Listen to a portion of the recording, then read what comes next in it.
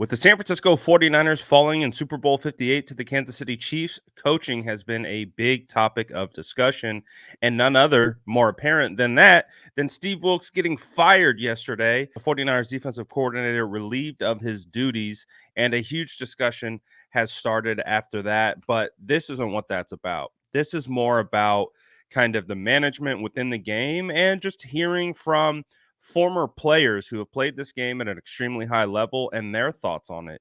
So TJ Houzmanzada, big time wide receiver in the NFL back in his day, has had a lot of success in the league, had some pretty fiery comments on the coaching surrounding Kyle Shanahan, Steve Wilks, and all these different elements that led to the 49ers losing this game.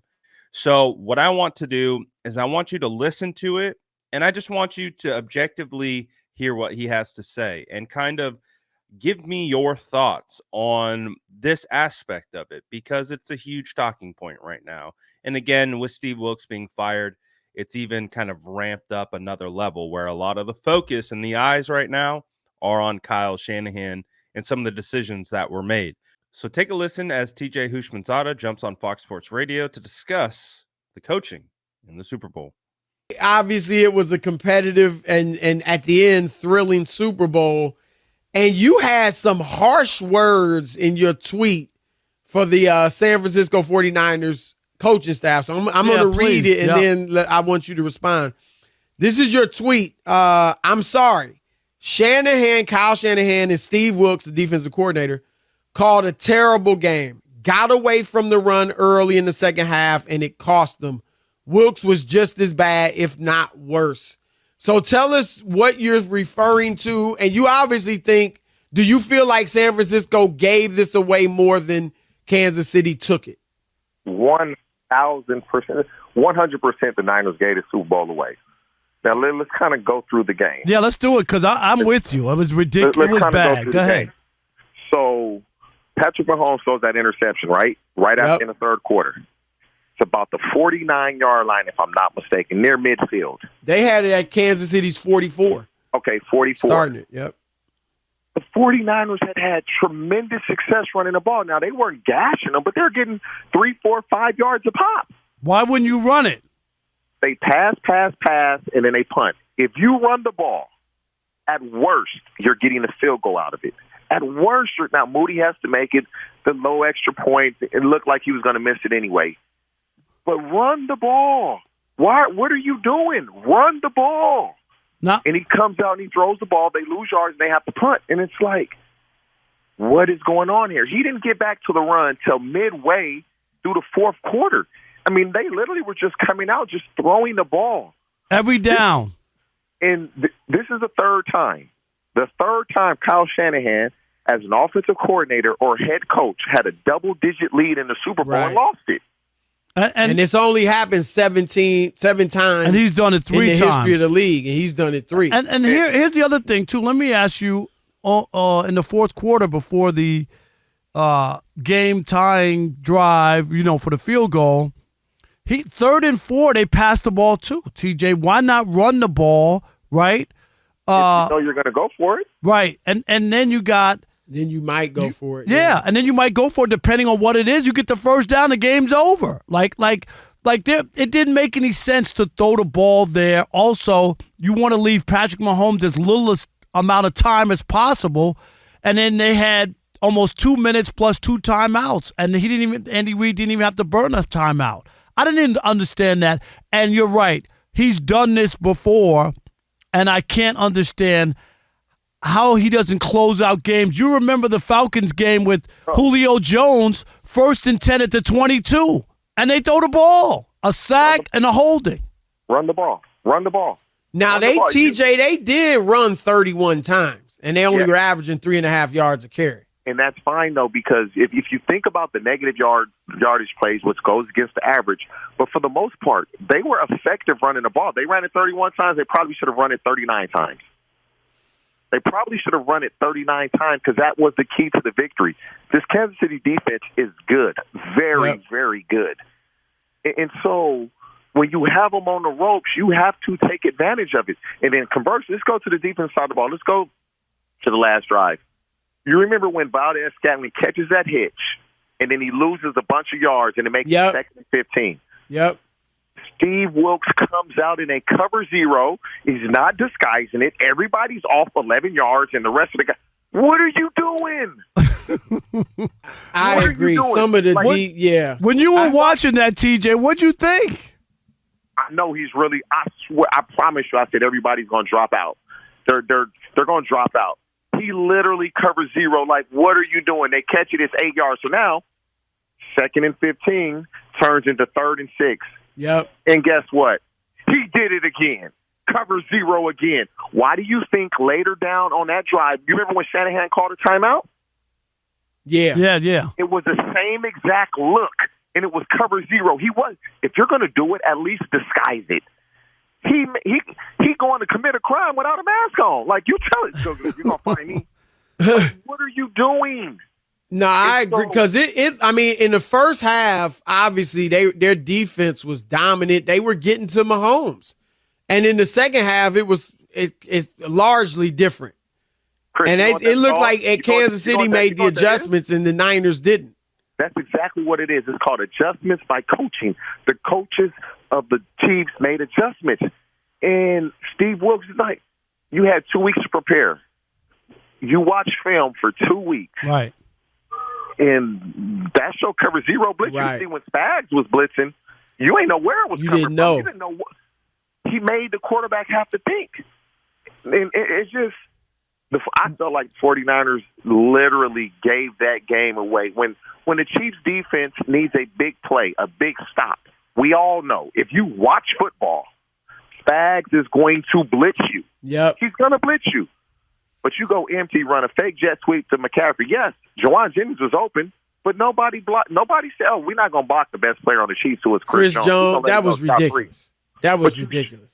Why get in that formation where you're in a spread and nobody in the backfield?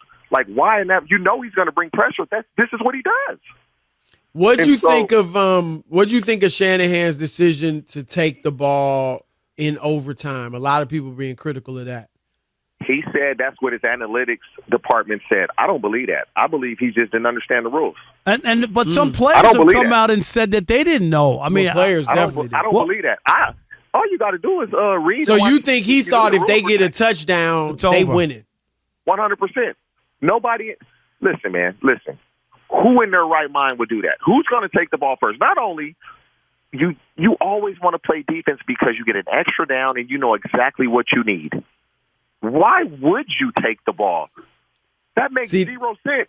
It makes sense if it's sudden death, right? Then I want the ball first, right? If it's sudden death. That's why he took the ball, because he thought it was sudden death. You think he's going to get up on that podium and say, right, "Oh, I didn't realize it was sudden death"? No, he's not going to say that. He's going to put it on the analytics department, and then he's going to say to himself, "Oh, wow, that's probably a rule I should have been aware of." TJ, let me ask you. Go ahead. I'm sorry. But he's not going to say that publicly because he knows the following day. Egregious. Exactly. How about Brock Purdy? Where were you on his performance? Started off pretty good, a lull, and then at the end maybe played better. But overall, what was your overall grade for him? And can you win a Super Bowl with him? Rob, I may be in a minority with this. Okay. I like Brock Purdy. Okay, I like him. He's accurate. I'm with you. He throws the ball on time.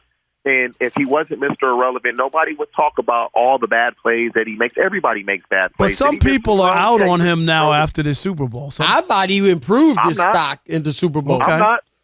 I'm not. I've heard a lot of people go like, "Oh, be out win." Well, they just. I mean, he didn't do. He played well. No, I don't think. As a starter, he leads the team to a Super Bowl.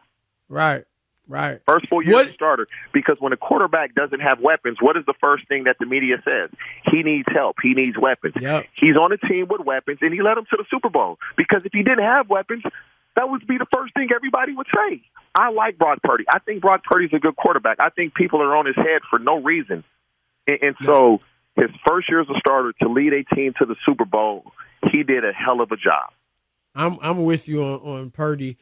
The reason why I wanted to share this is because I think TJ does a good job of expressing a lot of the emotions that I've seen from from fans. I think some of the questions that he has, some of the thought processes or questions of thought process, I think align with what I've heard from fans. So I just want to get your guys' take on this. I want to hear from you. I want to understand how you guys are processing this game. I want to really try to like get to the bottom of it, because this is going to be a big talking point. I know it was a big talking point after the NFC Championship game and the loss, and putting a tight end on Hassan Reddick, and that there's a lot of conversation about Kyle Shanahan after that. But now you had a healthy quarterback go out and play.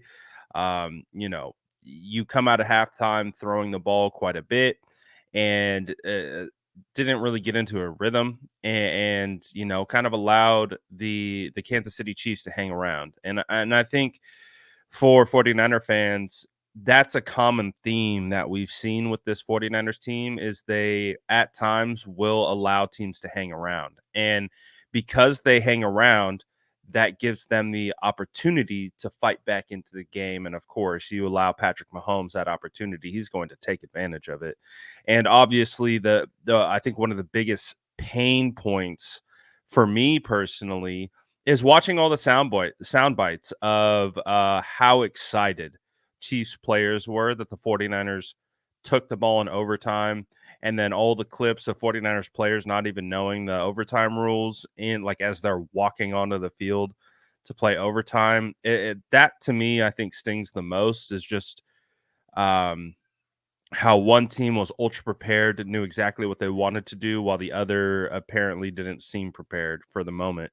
And I think for me, that's the hardest part when we're looking back at this. And it's just tough, man, because we knew the 49ers had this in the bag. This was their chance. This was their shot, and it slipped through the cracks. And again, when games like this happen, people are trying to assign blame. Who's at fault? We know this is a team loss, but it involves it's coaches and players. It's not one or the other. It's both. I think they all have to take responsibility for this one. And again, the point of this isn't to harp on it. It's just we're in that mode of kind of the grief stage of trying to understand why this happened, and like how do we make sure that this doesn't happen again or keep happening? How do we make sure that this is a learning point, and we take this information in and we correct it and we move forward, and hopefully we get a 6th ring? But at this point, it's going to be an uphill battle. And again, I just wanted to get your guys' thoughts on this conversation, because I thought it was really representative of what I've heard from fans so far. So I just wanted to get your guys' thoughts on it. Let me know in the comments below. And as always, make sure to like and subscribe for more updates.